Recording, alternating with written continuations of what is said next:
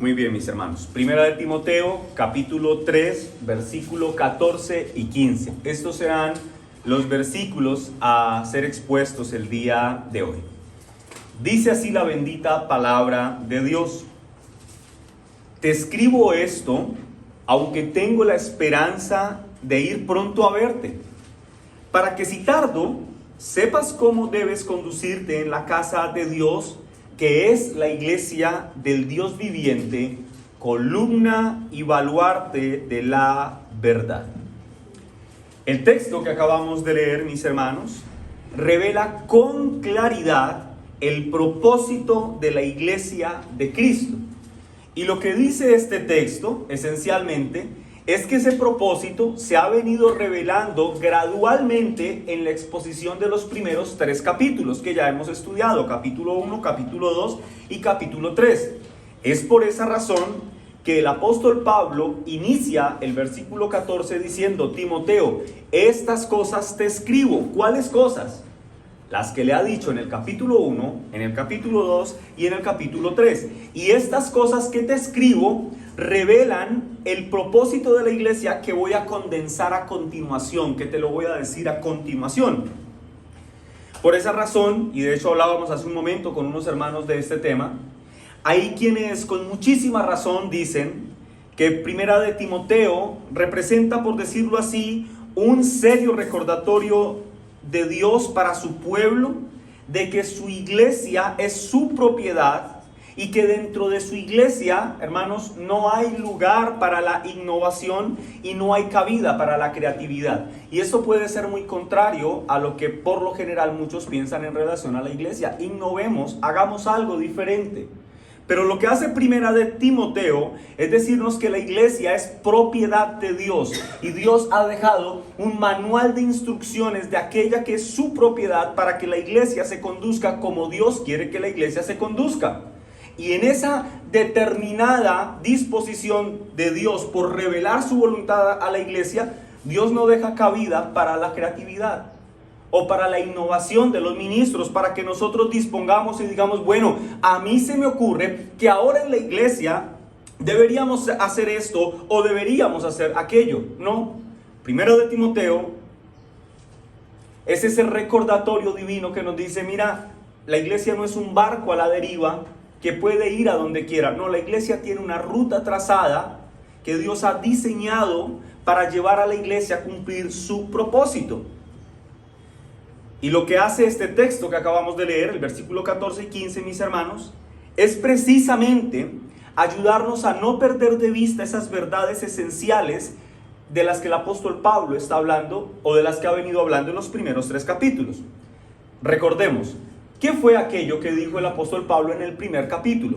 En el primer capítulo, el apóstol Pablo le dijo a Timoteo, Timoteo, tienes que ser un hombre diestro en la doctrina, un hombre entendido en la palabra de Dios, para que tengas entonces la capacidad de hacerle firme frente a aquellos falsos maestros que vienen a implantar doctrinas del error a la iglesia. Timoteo, tienes que estar muy bien instruido en la palabra de Dios, en la doctrina, para que con valentía le hagas frente a los falsos maestros. Debes hacerle frente a los detractores de la palabra de Dios. Eso es esencialmente todo lo que dice el primer capítulo. El apóstol Pablo le dice a Timoteo, como te rogué que te quedases en Éfeso, para que le hicieres frente a los falsos maestros. Luego, incluso en la segunda epístola a Timoteo, citará nombres propios de aquellos que fueron los falsos maestros a los que Timoteo tenía que hacerles frente. Entonces, en el primer capítulo, ¿qué le dice? Tienes que estar instruido en la doctrina para que puedas hacerle frente a los falsos maestros. En el capítulo 2, el apóstol Pablo le dice a este joven pastor, o le da instrucciones, inspirado por el Espíritu Santo, en relación al rol que tienen los hombres dentro de la iglesia y al rol que tienen las mujeres dentro de la iglesia. Y dice el capítulo 2, los hombres en todo tiempo levanten manos santas a Dios, una referencia a que los hombres deben participar en cada parte del desarrollo de un culto de adoración. Luego, en relación a las mujeres, dice, ellas guarden silencio con sujeción. No quiere decir que las hermanas nunca puedan levantar su voz, es una referencia al rol de autoridad que ejercen las mujeres mujeres dentro de la iglesia, y a través de ese estudio, por ejemplo, descartábamos la idea de que una mujer pudiera ser pastora. Tal cosa no es concebida en las Escrituras.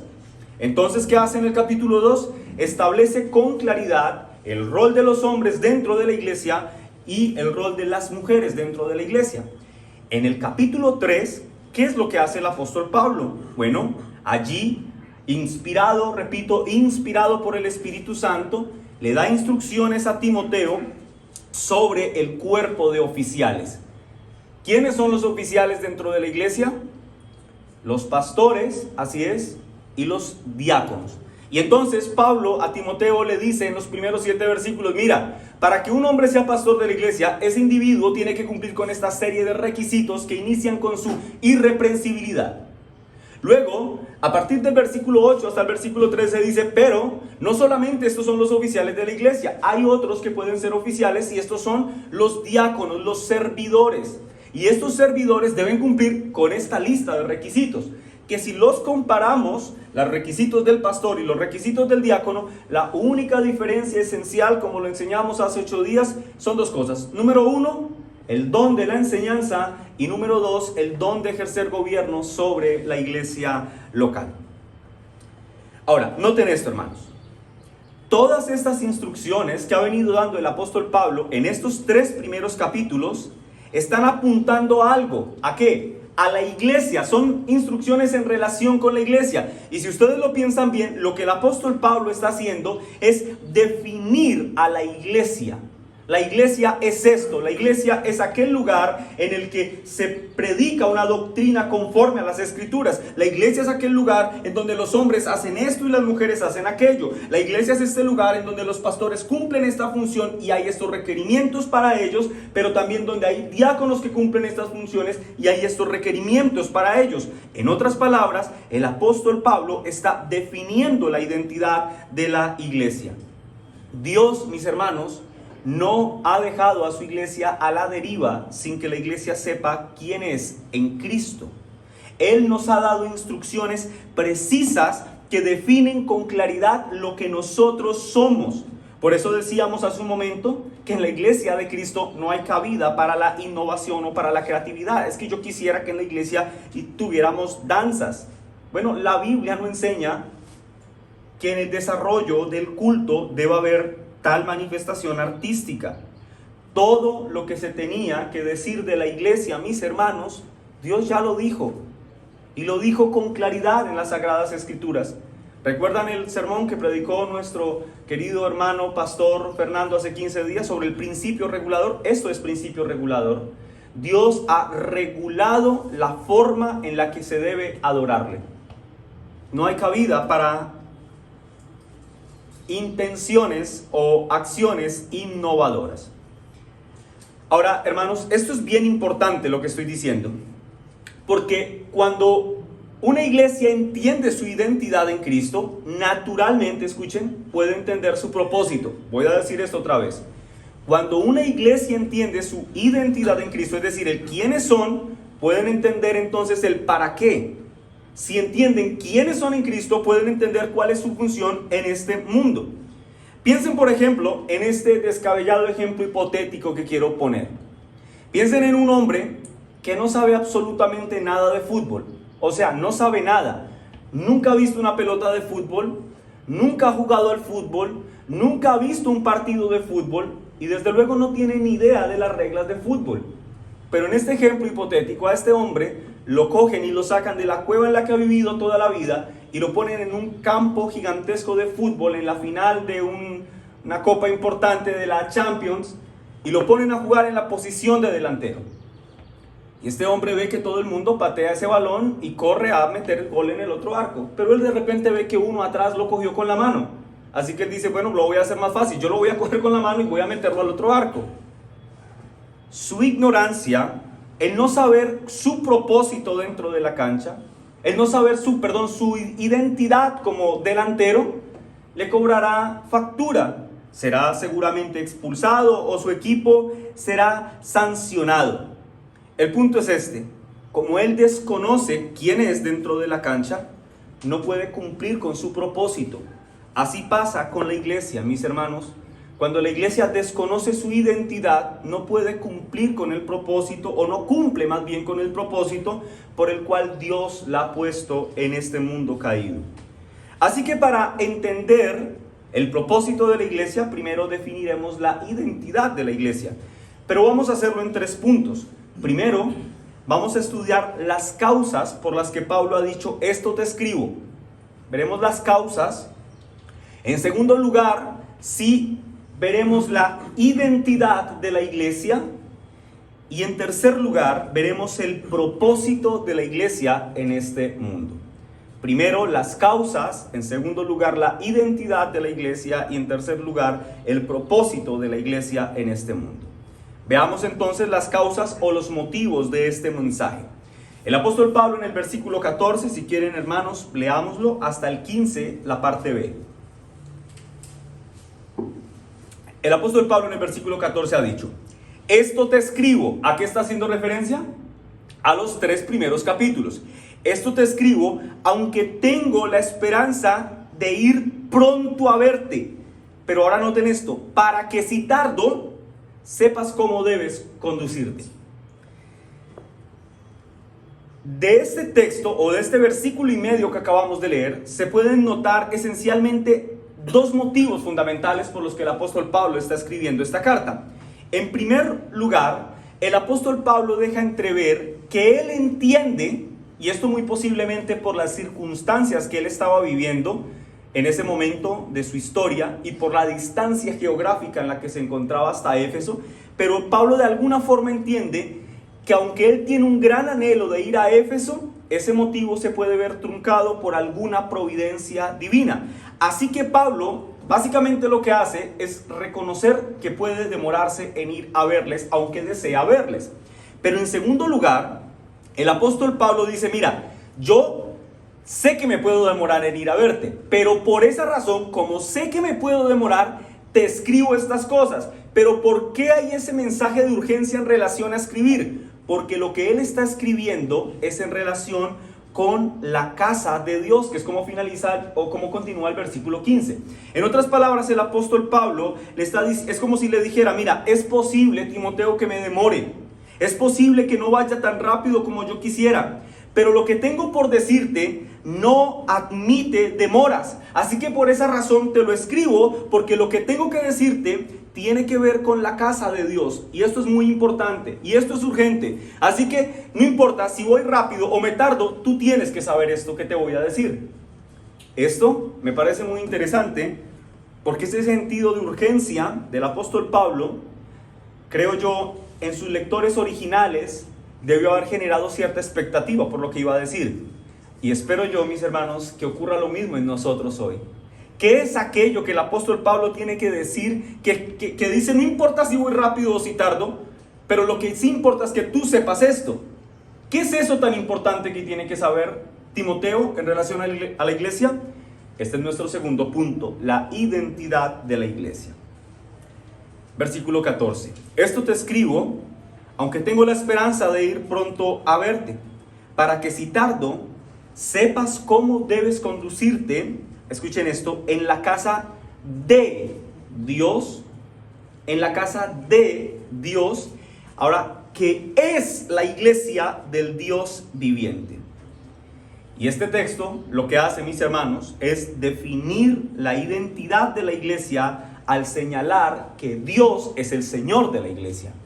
El texto dice que la iglesia, para que sepas cómo debes conducirte, ¿en dónde? En la casa de Dios, propiedad de Dios, que es la iglesia de Dios.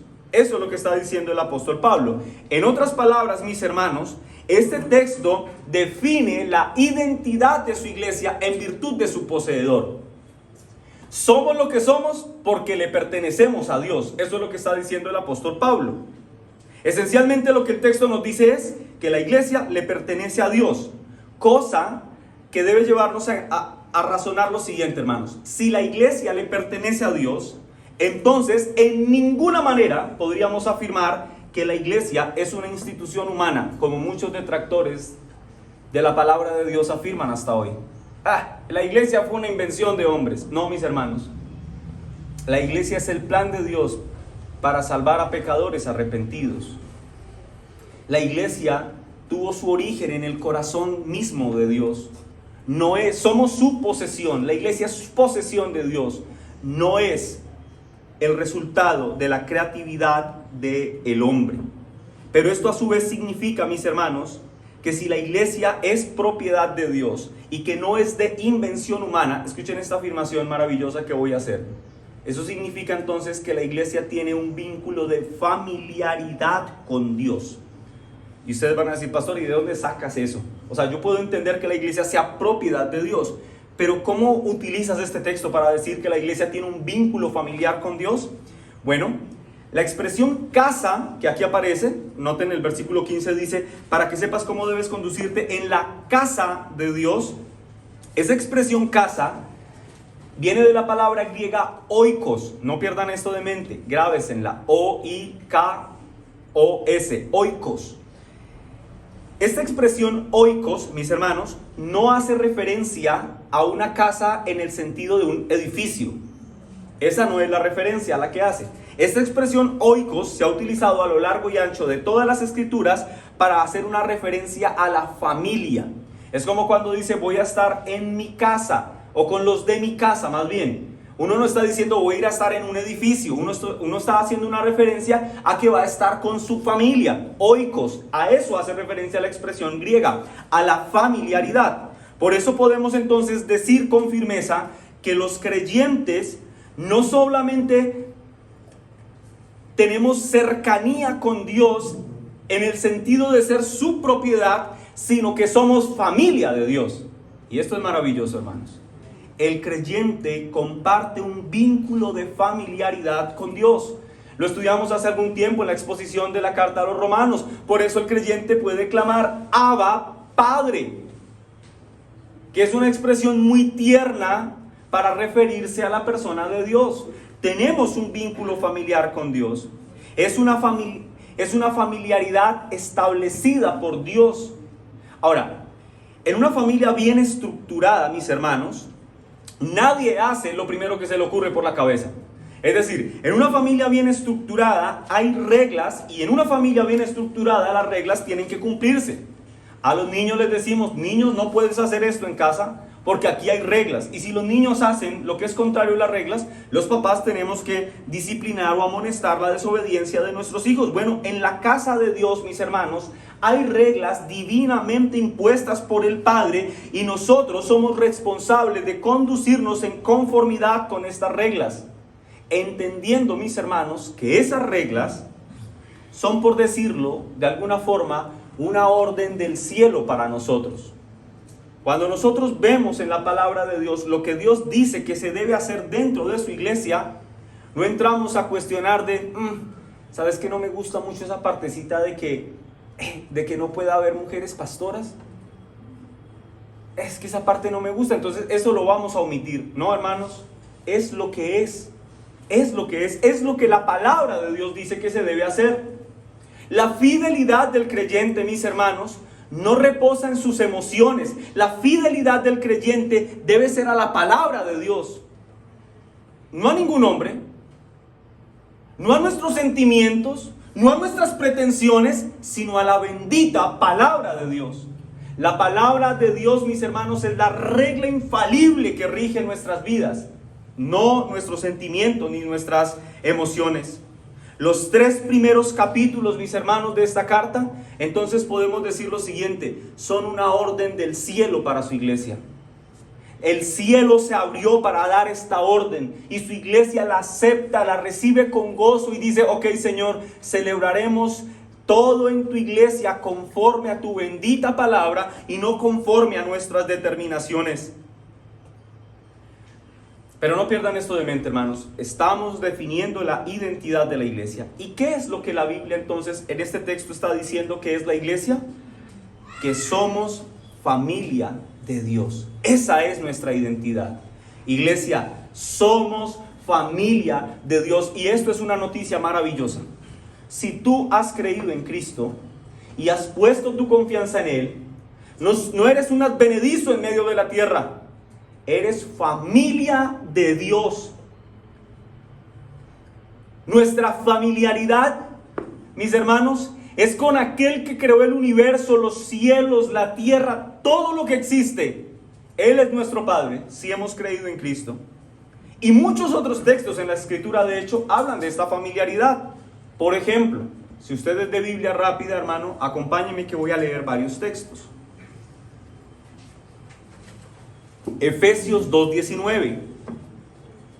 Así que ya no sois extranjeros ni advenedizos, sino conciudadanos de los santos, aquí refiriéndose a los creyentes en general, y luego agrega, y miembros de la familia de Dios. Eso es un creyente, un miembro de la familia de Dios. En Gálatas 6:10, el apóstol Pablo dice, así que según tengamos oportunidad, hagamos bien a todos, y mayormente a los de la familia de la fe. En Hebreos 3:6, el escritor de esta carta dice, pero Cristo como hijo sobre su casa, sobre oikos, familia, la cual casa somos nosotros. Escuchen esto. Cristo sobre su oikos, sobre su familia, pero para definir esa familia, dice el escritor a los hebreos, esa casa somos nosotros si retenemos firme hasta el fin la confianza y el gloriarnos en la esperanza. El apóstol Pedro en su primera epístola, capítulo 4, versículo 17, dice, porque es tiempo de que el juicio comience por la casa, por oikos, por la casa de Dios, por la familia de Dios. Y si primero comienza, escuchen esto, por nosotros, ¿cuál será el fin de aquellos que no obedecen al evangelio de Dios? La familiaridad con Dios, mis hermanos, es lo que define la identidad de la iglesia. Somos familia de Dios. Pero hermanos, quiero que tengamos presente algo. Por todo lo que el apóstol Pablo ha dicho en los primeros 3 capítulos, debemos concluir que el comportamiento dentro de la casa de Dios, así como Dios lo establece, es evaluado. En otras palabras, es importante la forma en la que nos comportamos dentro de la casa de Dios. Pongo un ejemplo. ¿Recuerdan que en la exposición del capítulo 2 de esta misma epístola hablábamos de que para que Dios tenía en cuenta las formas externas, aún las formas externas, por ejemplo, en relación a las vestimentas de las mujeres? Y el texto dice, no usen vestidos ostentosos, ni peinados ostentosos, sino ustedes más bien vístanse de modestia, de pudor. ¿Recuerdan esa exposición? Bueno, si una hermana quiere hacer lo que es contrario a lo que se ha expuesto en el capítulo 2, no está teniendo en cuenta la norma que Dios ha establecido para conducirse en la casa de Dios. Pero como podemos concluir hasta este punto, lo que ocurre dentro de la casa de Dios es importante. Nuestro comportamiento dentro de la iglesia es importante. Así que podríamos parafrasear el versículo 14 así. Te escribo estas cosas para que sepas cómo debes conducirte con precisión dentro de la familia de Dios. El Padre, mis hermanos, ha dado instrucción. Dios ha dicho cómo debemos conducirnos y su iglesia debe aceptar su instrucción con gozo y acatar esas preciosas instrucciones. Así que, mis hermanos, la iglesia, escúchenme, no fue dejada a su libre arbitrio para decidir qué hacer o qué no hacer dentro de la iglesia. Porque la iglesia no es poseedora de sí misma. La iglesia es propiedad de Cristo, es casa de Dios, es familia de Dios. Y en la casa de Dios, la iglesia de Dios se comporta como Dios quiere que la iglesia de Dios se comporte. Él establece las normas, no nosotros. Ahora, vale la pena resaltar que quien es el poseedor de la iglesia no es cualquiera. Hermanos, porque si cualquiera fuera el poseedor de la iglesia, la identidad de la iglesia entonces no sería importante en lo absoluto. ¿Qué sentido tiene si el poseedor es cualquiera? ¿De qué tendríamos que alegrarnos?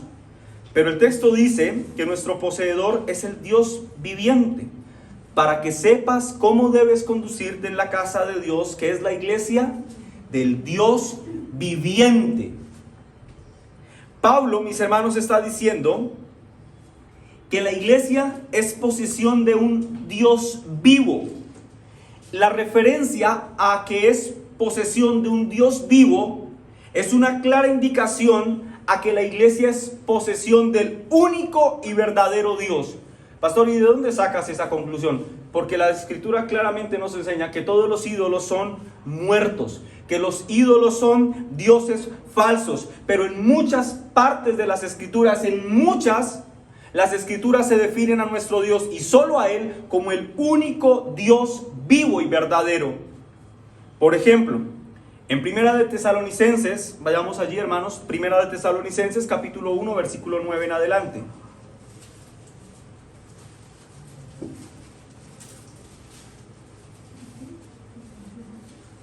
Dice así la palabra de Dios, Primera de Tesalonicenses 1:9. Porque ellos mismos cuentan la manera en que nos recibisteis. Ahora escuchen esto. Y cómo os convertisteis de los ídolos. Ahora el apóstol Pablo va a poner a los ídolos que son falsos dioses en contraposición a ellos. Y dice, cómo os convertisteis de los ídolos a Dios. Y ahora, para hablar de Dios, dice el apóstol Pablo, para servir al Dios vivo. Pero además, agrega la expresión verdadero.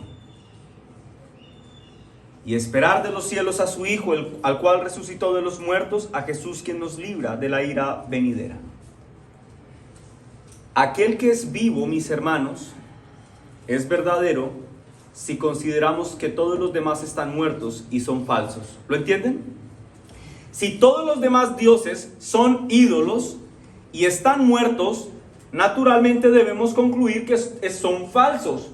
Pero si hay uno solo que está vivo, debemos entender que ese un solo es el verdadero. Solo Dios es el verdadero Dios. Samuel Pérez Millos dice lo siguiente: la iglesia es la casa del Dios viviente o del Dios vivo. No es un templo de ídolos que pueda ser contaminado, sino el lugar que Dios habita, por lo que debe haber en este lugar un tremendo respeto hacia Él y un fiel comportamiento en Él. Lo repito, hermanos, dentro de la iglesia debe haber un tremendo respeto hacia Dios y un fiel comportamiento en Él, es decir, un comportamiento vinculado a la obediencia a las Escrituras. Así que, hermanos, en la casa de Dios o en la familia de Dios se debe actuar con respeto y con un fiel comportamiento a sus directrices. No nos debemos a nosotros mismos. Nosotros nos debemos a Dios, a nuestro Salvador, a Cristo. Y Él ha dado instrucciones de cómo debemos ser en su iglesia. Quiero que todos vayamos a Génesis capítulo 28 y vamos a leer desde el versículo 10 en adelante.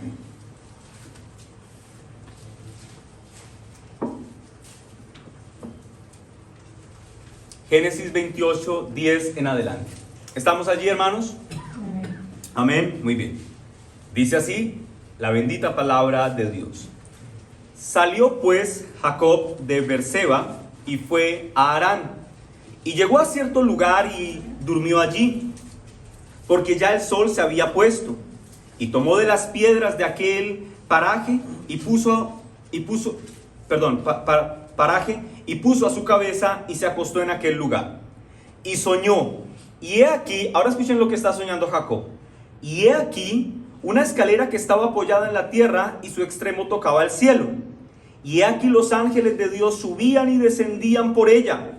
Y he aquí Jehová estaba en lo alto, el cual dijo, ¿quién va a hablar allí? Dios. ¿Y qué es lo que dice Dios? Bueno, Él dice, yo soy Jehová, el Dios de Abraham tu padre y el Dios de Isaac. De la tierra en que estás acostado te daré a ti y a tu descendencia. Será tu descendencia como el polvo de la tierra, y te extenderás al occidente, al oriente, al norte, al sur, y todas las familias de la tierra serán benditas en ti y en tu simiente. Aquí, ¿qué está haciendo Dios? Recordando el establecimiento del pacto abrahámico. Se lo está recordando a Jacob. Jacob, recuerda que yo he pactado, he hecho un pacto, un vínculo pactual con Abraham, tu padre. Versículo 15, he aquí está hablando Dios, no perdamos esto de mente, Dios está hablando, he aquí yo estoy contigo y te guardaré por donde quiera que fueres y volveré a traerte a esta tierra, porque no te dejaré hasta que haya hecho lo que te lo que te he dicho. No te dejaré hasta que cumpla el pacto. Versículo 16, y esto es interesantísimo. Despertó Jacob de su sueño y dijo, ciertamente Jehová está en este lugar, y yo no lo sabía. Yo no sabía que el lugar en el que estaba era un lugar sagrado. Noten lo que ocurre en el versículo 17. Miren lo que ocurre después de que él se ha dado cuenta que estuvo cerca de Dios o en la presencia de Dios y que pudo haber actuado impropiamente. Y tuvo miedo. Y dijo, cuán terrible es este lugar. No porque el lugar sea terrorífico en sí, sino que él piensa, he estado en un lugar santo, yo que no soy santo, yo que pude haber hecho o dicho algo impuro. Así que tengo miedo de haber hecho algo incorrecto. Y luego define a ese lugar con la siguiente expresión. No es otra cosa, refiriéndose a ese lugar, no es otra cosa que casa de Dios. Escuchen, no es otra cosa que oikos de Dios. ¿Lo entienden? El lugar donde la presencia de Dios está es definido como la casa de Dios. Y Jacob dice, tengo miedo porque es probable que yo haya hecho algo impropio en la casa de Dios, en medio de la familia de Dios. ¿Ven, mis hermanos, cómo el comportamiento en la casa de Dios es importante? Jacob tuvo miedo de haber actuado incorrectamente o indecorosamente en medio de la familia de Dios. Pero luego, además de agregar que la iglesia, el lugar de la presencia de Dios, es casa de Dios, esto en el nuevo pacto, agrega la siguiente frase, que también este lugar es puerta del cielo. Mis hermanos, la iglesia es la puerta que Dios dejó en la tierra, para que cuando esa puerta se abra por medio de una predicación fiel de la palabra de Dios, hombres y mujeres arrepentidos puedan pasar por esa puerta y llegar al cielo. La iglesia, mis hermanos, aquella que es casa de Dios y familia de Dios, puede hacer que a través de la predicación fiel del evangelio, hombres y mujeres muertos en delitos y pecados puedan cruzar esa puerta y llegar al cielo mismo para ser reconciliados con el Dios Padre y venir a ser parte de esta célica familia. Aquí tenemos entonces la identidad de la iglesia, mis hermanos, que la iglesia es familia de Dios, pero no de cualquier Dios, sino que es familia de aquel que es el Dios viviente, y eso significa que es familia del Dios verdadero. Hermanos, ¿pueden ver cuán bella es la iglesia de Cristo? No me refiero a esta iglesia local, que desde luego tengo la firme convicción de que esta es una iglesia local que hace parte de la iglesia universal de Cristo. Pero me refiero en general a la iglesia de Cristo. ¿Ven lo hermosa que es la iglesia de Cristo, mis hermanos? La iglesia de Cristo es esa herramienta, ese instrumento que el Señor dejó para traer a hombres y mujeres a sus pies en arrepentimiento y fe. Por eso, mis hermanos, no se puede soportar la idea de yo soy un cristiano pero en mi casa. Tal cosa no existe, mis hermanos. El cristiano está vinculado a la iglesia de Cristo. No existe un cristianismo sin iglesia. Si ustedes ven todo el Nuevo Testamento, es la historia de Dios hablándole a una iglesia local, con una aplicación general en la iglesia universal de Cristo. Eso nos lleva a nuestro tercer punto, el propósito de la iglesia en este mundo. Versículo 15. Para que si tardo, sepas cómo debes conducirte en la casa de Dios, que es la iglesia del Dios viviente, columna y baluarte de la verdad. El apóstol Pablo, en esta expresión columna y baluarte de la verdad, que es la que define el propósito de la iglesia en este mundo, está utilizando una expresión o un lenguaje figurativo que no es ajeno a los efesios. Si a nosotros nos hablan de columna y baluarte de la verdad, seguro que se nos viene a la cabeza que una edificación que vimos o una columna de la casa o algo así. Pero un habitante de la ciudad de Éfeso, cuando escuchaba columna y baluarte de la verdad, tenía una figura diferente en su mente. Es probable que algunos lo sepan y otros se enteren hoy. En todo caso, es importante mencionar esto que diré. Recuerden que en Éfeso estaba construido el impresionante templo a la diosa Diana, también conocida como diosa Artemisa. Este templo incluso fue considerado como una de las 7 maravillas del mundo antiguo. William Barclay, dando una pequeña definición de este templo de Artemisa, dice lo siguiente: una de sus características eran sus columnas. Tenía 127 columnas y cada una de estas columnas fue el regalo de un rey. Todas estas columnas no eran cualquier columna, todas estas estaban hechas de mármol y algunas estaban adornadas con joyas y hasta cubiertas en su totalidad con oro. O sea, eran grandes columnas que soportaban un gran edificio y que eran muy vistosas porque estaban hechas de mármol, tenían piedras preciosas y aparte estaban cubiertas de oro. Así que cuando el apóstol Pablo utiliza la figura de columna en medio de los efesios, naturalmente ellos tienen la imagen de algo que es potentoso, de algo que es grande. Cada columna de este templo de Diana o de Artemisa era el regalo de un rey. O sea, un rey había dado una donación para el templo y como una mención honorífica a este rey, se construía esta columna. Es decir, este templo tuvo 127 donantes. Y cada una de estas columnas, digamos que además de cumplir la función de darle una mención honorífica al donante, pues tenía una función estructural en el templo, y la función de esta columna era sostener la inmensa estructura que componía el techo de esta edificación. Es decir, no estaban puestas allí solamente para decir, oh, un rey donó. No, estaban con un propósito: sostener el techo que conformaba el templo. Por eso digo que la expresión columna y baluarte no era ajeno a los efesios. Pero el apóstol Pablo, para referirse a la iglesia, además de decir que la iglesia es una columna, dice que también es un baluarte. Y esta es una expresión bien curiosa. Porque baluarte, mis hermanos, esta palabra no aparece en ninguna otra parte de toda la Biblia. En ninguna otra parte está, solamente en este punto. Y hay mucho que decir en relación a la gramática de esta palabra y de lo extraña que puede ser, pero en definitivas cuentas, cuando el apóstol Pablo hace referencia a la iglesia como un baluarte, se está refiriendo al cimiento sobre el que descansa la estructura. Entonces la iglesia es el cimiento y la columna sobre la que descansa la verdad. ¿Lo ven?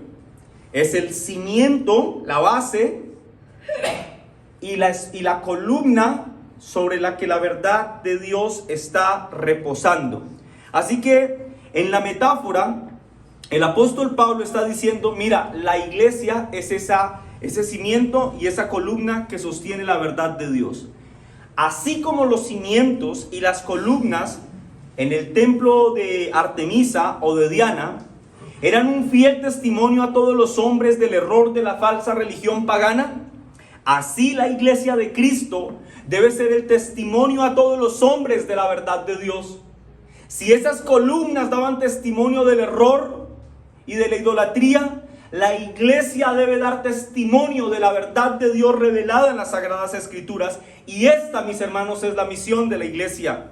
Esta es la razón por la que existimos en este mundo: sostener en alto la verdad de Dios con fidelidad a ojos de hombres creyentes y no creyentes.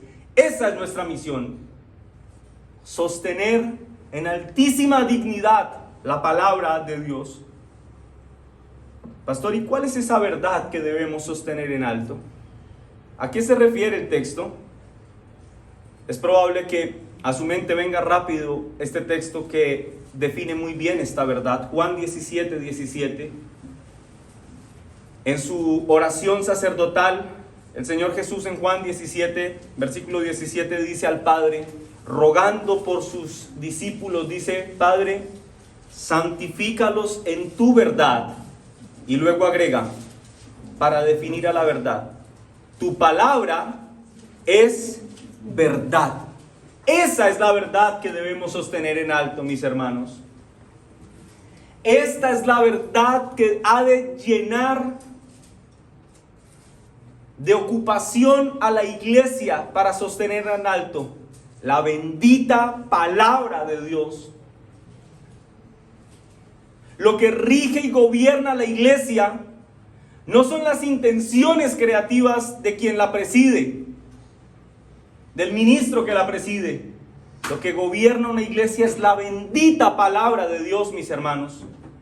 No somos nosotros, es la bendita palabra de Dios.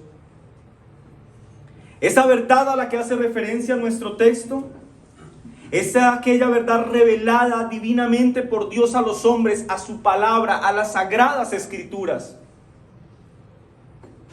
Alguien comentó con mucha sabiduría en un momento: la solemne responsabilidad de cada iglesia es sostener sólida, firme e inquebrantablemente la verdad de la palabra de Dios. La iglesia no inventa la verdad y no la altera, y si la altera a costa de su propio juicio. La iglesia debe apoyarla y protegerla. La palabra es el tesoro sagrado y salvador dado a los pecadores para su perdón y a los creyentes para su santificación y edificación. Eso es la palabra de Dios para nosotros, creyente. Eso, hermano, eso es la palabra de Dios para ti. Esto es la palabra de Dios para la iglesia. Y esa palabra de Dios debemos sostenerla en alto, columna y baluarte de la verdad somos. ¿Eso es la palabra de Dios para ti?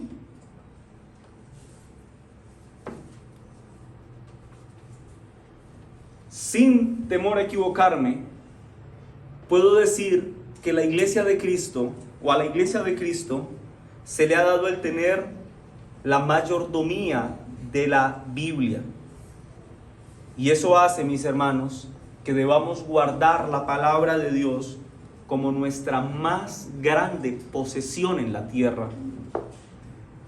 De allí, hermanos, que un creyente debe hacérsele inadmisible pasar un solo día sin venir a deleitarse en la palabra de Dios. El anhelo de nuestro corazón es escuchar la dulce voz de Dios hablando a nuestros corazones a través de su palabra. El propósito primario de la iglesia, mis hermanos, es sostener con firmeza la palabra de Dios. Pero ese tesoro que nos ha sido entregado, no nos ha sido entregado para que lo conservemos y guardemos en secreto, como hacen quienes apoyan el misticismo.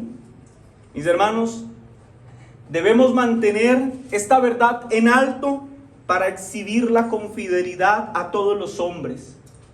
Y he utilizado intencionalmente mucho la expresión fielmente, fidelidad.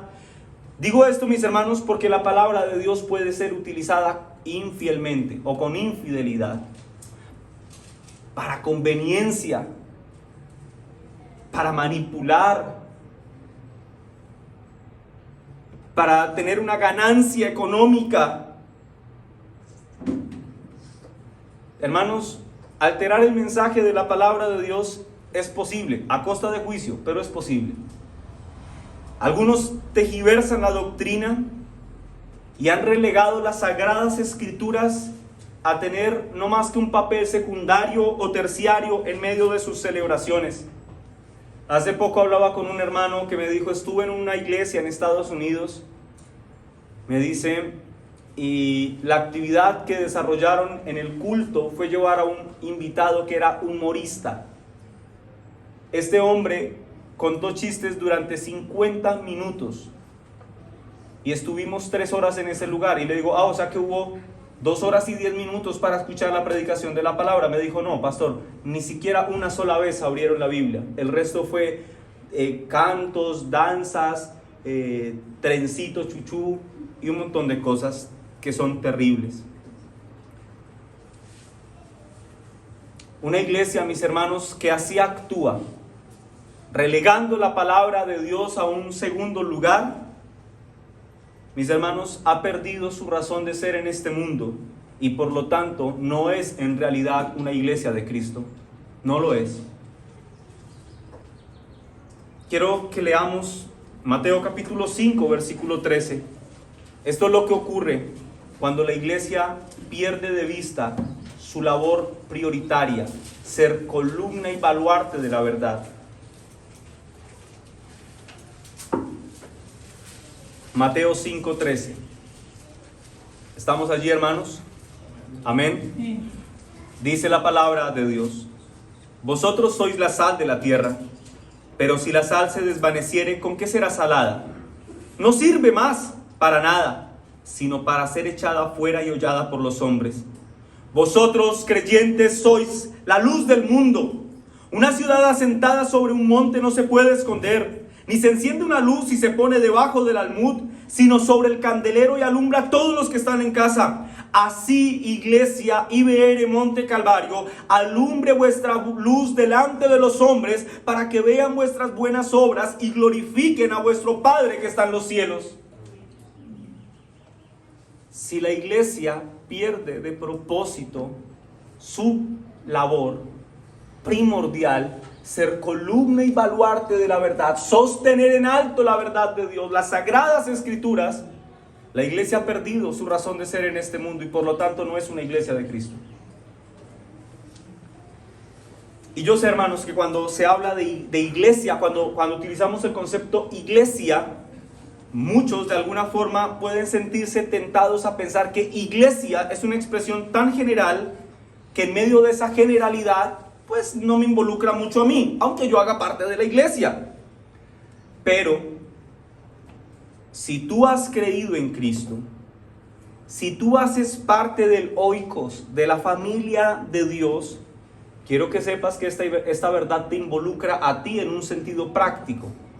Porque algunos pueden pensar, bueno, la iglesia es columna y baluarte de la verdad. O sea, eso se debe referir a que la iglesia, allá, la razón social, IBR Monte Calvario, esa razón social es columna y baluarte de la verdad. Y eso es cierto, pero esa razón social, ese nombre que define a esta iglesia local, está compuesta por nosotros. Así que quienes somos columna y baluarte de la verdad, somos nosotros. No la organización, nosotros somos la iglesia, mis hermanos. Cada creyente debe estar comprometido con esta tarea. La escritura dice, hablando de Cristo como el templo, dice que nosotros somos piedras vivas en él. Nosotros hacemos parte de esta estructura. Y nosotros estamos entonces obligados por la palabra de Dios, si somos creyentes, a ser columna y baluarte de la verdad de Dios. Ok, pastor, ¿y yo cómo puedo hacer eso en la práctica? ¿Yo cómo puedo en la práctica ser columna y baluarte de la verdad? Hermano, te daré por lo menos 8 razones, 8 maneras en las que debes ser columna y baluarte de la verdad. Y estas son las aplicaciones de este sermón. Primero, lo más esencial, creyente, si vas a ser columna y baluarte de la verdad, si has creído en Cristo, debes serlo. Lo primero que debes tener en cuenta es esto: debes creer la palabra de Dios. Sencillo, debes creer a la palabra de Dios. El apóstol Pablo, dando testimonio o defensa ante Félix, en Hechos capítulo 24, versículo 14, dice: pero esto te confieso, Félix, que según el camino que ellos llaman herejía, así sirvo al Dios de mis padres, creyendo todas las cosas en la ley y en los profetas que están escritas. Un verdadero creyente que es columna y baluarte de la verdad, es un creyente que está comprometido con la palabra de Dios al punto que cree lo que la palabra de Dios dice. El apóstol Pablo dice: mira, estos hombres que me acusan dicen que soy un hereje, pero en realidad yo sirvo al Dios vivo, al Dios de mis padres, y creo todo lo que la palabra de Dios dice. ¿Quieres ser columna y baluarte de la verdad? Cree a la palabra de Dios. En segundo lugar, los creyentes debemos memorizar la palabra de Dios si queremos ser columna y baluarte de la verdad. El Salmo 119, el versículo 11 dice: en mi corazón he guardado tus dichos. Esta expresión es una referencia a memorizar. Podríamos decir, he memorizado tu palabra para no pecar contra ti. Aquella palabra que es creída, mis hermanos, debe estar escondida en nuestra memoria, para que en los momentos de adversidad, en los momentos de aflicción y de dolor, el Espíritu Santo saque de ese almacén que hay en el corazón y nos recuerde la bendita palabra de Dios para traer consuelo a nuestras vidas. Allí, cuando nos sentimos desamparados, afligidos por las circunstancias, confundidos, entristecidos, podemos recordar la palabra de Dios diciéndonos: en el mundo sufriréis aflicción, pero no teman, yo he vencido al mundo. Cuán consolados nos sentimos por la palabra de Dios. Hermanos, memoricemos la palabra de Dios. En tercer lugar, debemos meditar la palabra de Dios. Nosotros, quizá por nuestro contexto, que ha sido tan permeado por ciertas culturas, nosotros somos Oriente, ¿sí? Sí, ¿nosotros somos Occidente? Ok, por las culturas de Oriente, y si no, ustedes me hicieron cometer un error, no, mentiras, hermanos. Tenemos un concepto errado de la meditación. Nosotros pensamos que la meditación tiene que ver como con budismo, como con cerrar los ojos y hacer un ruidito extraño mientras empezamos a ser intencionales, sintiendo como la brisa nos golpea y podemos identificar hasta a qué sabe el aire. Eso no es la meditación a la que hago referencia, mis hermanos. La meditación bíblica es un asunto desatendido lamentablemente en nuestros días, pero no fue así a lo largo de la historia de la iglesia. La meditación bíblica, mis hermanos, fue quizá el corazón del puritanismo inglés que surge después de la Reforma Protestante.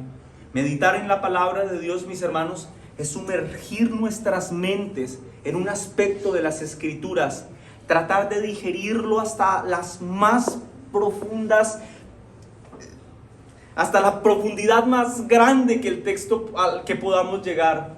Meditar la palabra de Dios, mis hermanos, es compenetrarnos con ella a profundidad. Algunos puritanos decían: vale más una hora de meditación que 1000 sermones juntos, haciendo referencia a lo importante que es que pensemos de una forma profunda en las Sagradas Escrituras. En Josué 1:8 dice: nunca se apartará de tu boca este libro de la ley, sino que de día y de noche meditarás en él, para que guardes y hagas conforme a todo lo que en él está escrito, porque entonces harás prosperar tu camino y todo te saldrá bien. Creyentes, meditemos la palabra de Dios. No una lectura rápida y una pequeña reflexión.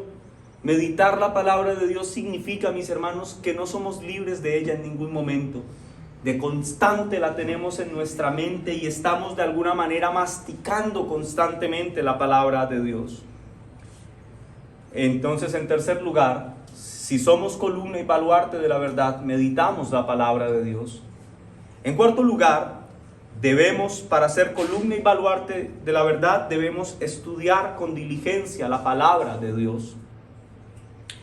En 2 de Timoteo 2:15 dice: procura con diligencia presentarte a Dios aprobado, como obrero que no tiene de qué avergonzarse, que usa bien la palabra de verdad. No se puede enarbolar en lo alto la verdad que se desconoce. La iglesia tiene que estar compenetrada con el estudio de las Escrituras. Debe profundizar en la palabra de Dios. Y eso requiere que se haga un esfuerzo más allá del que se hace cuando se hace una lectura devocional. Eso requiere que se tenga que aprender sobre hermenéutica, sobre normas gramaticales, sobre idiomas y profundizar en la palabra de Dios. Esto no, hermanos, estudiar con diligencia las Sagradas Escrituras no es solo una labor del ministro. Es más, una iglesia que estudia diligentemente las Escrituras impulsará y obligará a su ministro a que en piedad sea más estudioso de las Escrituras de lo que ya es. En quinto lugar, debemos obedecer fielmente a la palabra de Dios. En Lucas 11:28 el Señor dijo, y Él les dijo: antes bienaventurados los que oyen la palabra de Dios y la guardan. Aquí, mis hermanos, es donde la fe de muchos tiembla. Porque muchos dicen: yo soy creyente, yo amo a Dios y yo soy un cristiano y yo sé que soy salvo. Mire, yo he hablado con personas que a todas luces no son creyentes porque llevan una vida disoluta y contraria a la palabra de Dios, pero dicen: yo soy creyente. ¿Por qué? Porque yo lo amo. ¿Y cómo sabes que le amas? No, pues porque yo siento algo bonito por Dios. La forma en la que expresamos nuestro amor hacia Dios es guardando su palabra, mis hermanos. Muchos creen hasta que se dan cuenta que tienen que obedecer a la palabra de Dios y dicen: no, yo amo a Dios pero a mi manera. Esa forma no me gusta, pero esa forma que no gusta es la forma que Dios dijo cómo debería amársele, conforme a su palabra. Si tú eres un creyente, si tú dices ser columna y baluarte de la verdad, entonces debes conformar tu vida a esa verdad que dices sostener en alto. Recuerden, hermanos, somos propiedad de Cristo, somos propiedad de Dios. Nos debemos a Dios y no a nosotros. En sexto lugar, debemos defender la palabra de Dios. El apóstol Pablo, escribiéndole a los Filipenses en el capítulo 1, versículo 15, dice: algunos a la verdad predican a Cristo por envidia y contienda, pero otros de buena voluntad. Los unos anuncian a Cristo por contención y no sinceramente, pensando añadir aflicción a mis prisiones, pero los otros por amor. El punto de Pablo está diciendo: mira, hay quienes predican porque les gusta ser contenciosos y hay otros que predican fielmente. El apóstol Pablo luego dice: sabiendo que estoy puesto para la defensa del evangelio. Es decir, no importa si esto lo hacen de buena forma y esto de mala forma. Lo que quiero que sepan es que si yo tengo que dar defensa del evangelio, estoy preparado para hacerlo. Sé defender la verdad, es lo que el apóstol Pablo está diciendo. La verdad de Dios, mis hermanos, siempre recibirá ataques. Y la iglesia de Cristo debe estar preparada para defender la verdad de Dios. Nosotros vivimos en un mundo caído, un mundo que aborrece la verdad de Dios. Un mundo que celebra que un niño de 7 años le haya dicho a su mamá: mamá, ¿sabes qué? Yo siento que puedo ser mujer. E inmediatamente la mamá haya celebrado y haya empezado un proceso de hormonización para que entonces él se convierta en mujer. Eso es lo que celebra el mundo. El mundo celebra que un hombre de 54 años diga que es una niña de 7 años y que debe estar estudiando con niñas de 7 años y que quiere tener un noviecito de 6 o 7 años. La iglesia, mis hermanos, debe coincidir con el apóstol Pablo y decir: estamos puestos para la defensa del evangelio. Eso es sostener en alto la verdad de Dios. Y en séptimo y último lugar, la iglesia debe proclamar la verdad de Dios. Dije hace un momento, esta verdad le ha sido dada a la iglesia de Cristo, pero no para guardarla y ocultarla a los hombres. Si esta verdad está puesta sobre un cimiento y sobre una columna, quiere decir que está en lo alto. Esta verdad debe ser proclamada, ya que es visible, debe ser proclamada desde lo alto a los hombres. En Mateo capítulo 28, versículo 19, la famosa gran comisión. Hermanos, a veces yo siento que tenemos tanta familiaridad con algunos textos que uno suele desestimar la importancia del texto y se pierde el asombro que ese texto debe generar en nuestro corazón. Estamos frente a un texto maravilloso que nos involucra a todos los que hemos creído en Cristo. Mateo capítulo 28, versículo 19, el Señor Jesús dijo, antes de ascender en gloria, dice lo siguiente: por tanto, id y haced discípulos a todas las naciones, bautizándolos en el nombre del Padre, del Hijo y del Espíritu Santo, enseñándoles que guarden todas las cosas que os he mandado, y he aquí yo estoy con vosotros todos los días hasta el fin del mundo. Amén. La expresión id, por tanto, id que utiliza el Señor aquí, es un imperativo, es decir, es una orden. El Señor no está sugiriendo que compartamos el Evangelio. El Señor no está pidiéndole a la iglesia su opinión de si quiere o no compartir el Evangelio. El Señor, antes de ascender en gloria, le ha dicho a su iglesia: iglesia amada, comparte esta verdad entre todos los hombres. Predícales este mensaje de salvación a todos los hombres. Y cuando ellos crean, bautízales en el nombre del Padre, del Hijo y del Espíritu Santo. Enséñales, discipula a esos hombres, enséñales a que guarden todas las cosas que yo les he mandado. Y ustedes no teman, porque en esta labor no estarán solos, les dice el Señor, y nos dice el Señor: yo estaré con vosotros todos los días hasta el fin del mundo. Amén. Hermanos de IBR Monte Calvario, nuestra misión en este mundo no es ser la iglesia más numerosa de Palmira, ni del departamento, ni del país. Nuestra misión no se relaciona con tener un mejor salón de reunión, con aire acondicionado o con sillas acolchonadas. Nuestra misión excelsa, mis hermanos, es defender el valioso legado de la palabra de Dios que nos ha sido encomendado. Qué privilegio tan grande, mis hermanos, poder sustentar la verdad que nuestro Salvador nos ha entregado. En Juan 17:14 el Señor dice: yo les he dado tu palabra, y el mundo los aborreció porque no son del mundo, como yo tampoco soy del mundo. El mundo aborrece al creyente porque el creyente conforma su vida a la palabra de Dios, mis hermanos. Conforma tu vida a la palabra de Dios. Es posible que en el desarrollo de este sermón, mientras alguno escuchaba, pudiera de alguna forma sentirse excluido y decir: bueno, yo soy quizá aquel que usted dijo que cree, pero no ha conformado su vida a la palabra de Dios. Si ese es tu caso, si ese es el caso de alguien acá, que cree, pero que no ha conformado su vida a la palabra de Dios, le animo a que haga de este día el día de su salvación, a que venga en arrepentimiento y fe delante de Cristo. Hoy has escuchado la palabra de Dios, hoy has escuchado una proclamación fiel de las Sagradas Escrituras. Ven en arrepentimiento y fe delante del Señor.